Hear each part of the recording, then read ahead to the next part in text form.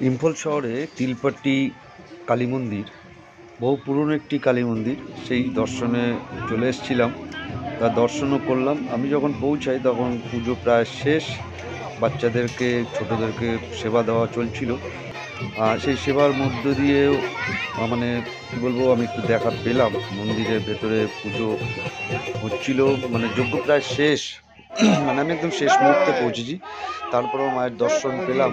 এই রাখি পূর্ণিমায় মন্দিরের ভেতরে ঢুকে এই যে পুজো পাঠ চলছে, আপনারাও শুনুন।